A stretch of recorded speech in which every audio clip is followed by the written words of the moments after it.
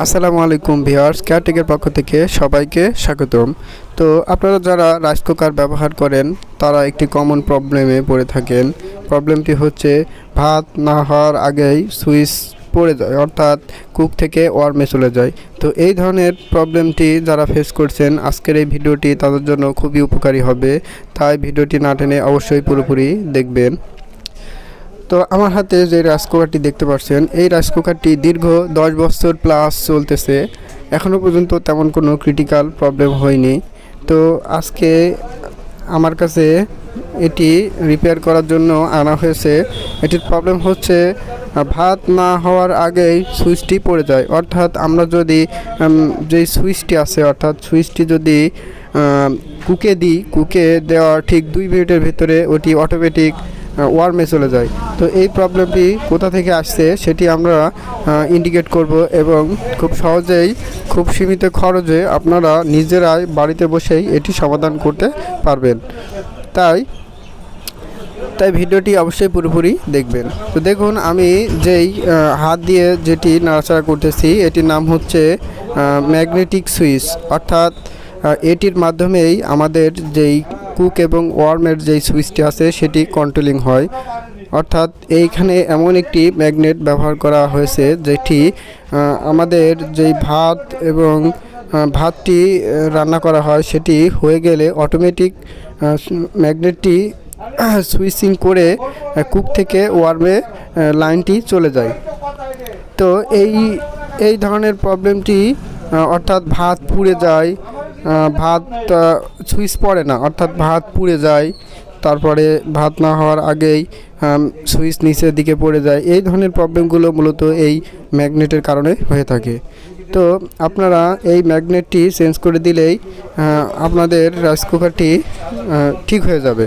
তো দেখুন, ভিডিওটি লক্ষ্য করুন আমি কিভাবে এটি চেঞ্জ করি। আপনারা মনোযোগ সহকারে দেখুন, তাহলে অবশ্যই আপনারা বুঝতে পারবেন এটি কিভাবে চেঞ্জ করতে হয়।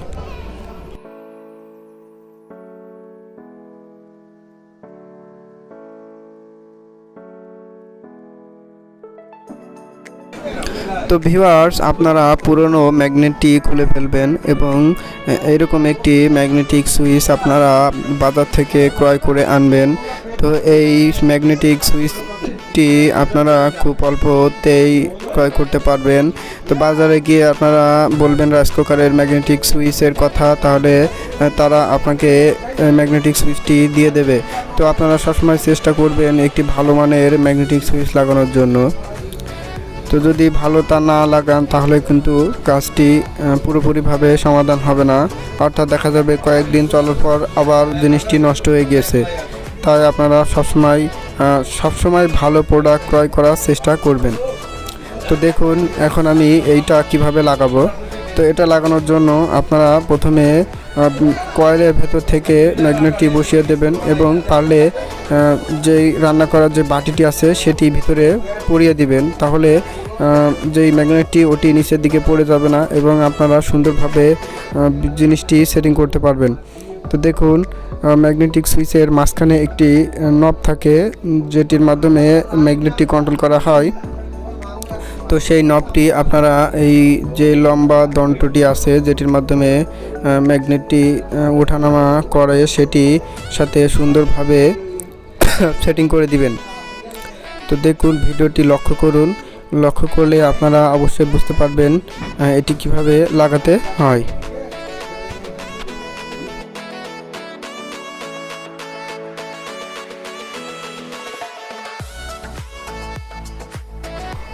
এবার আপনারা একটি টেস্টার বা স্ক্রুড্রাইভারের মাধ্যমে ম্যাগনেটিক সুইচের দুই পাশে যে লক আছে সেই লকটি কয়েলের সাথে সুন্দরভাবে আটকে দিবেন। খুব সুন্দরভাবে জিনিসটি আটকে দিবেন।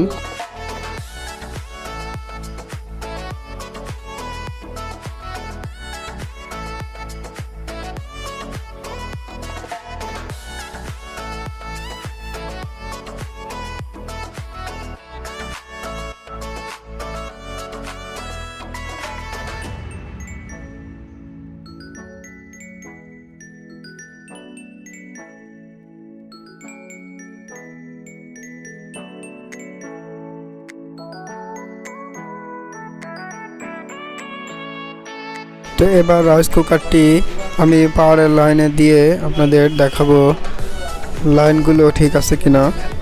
দেখুন রাইস কুকারটির পাওয়ারের লাইন ঠিকঠাক আছে, অর্থাৎ আমাদের কাজটি খুব সুন্দরভাবে সমাধান হয়ে গেছে।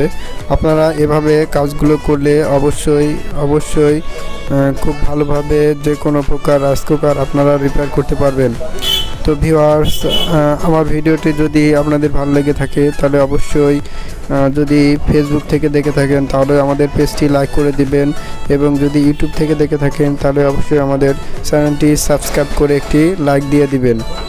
তো ভিউয়ার সবাইকে ধন্যবাদ। আসসালামু আলাইকুম।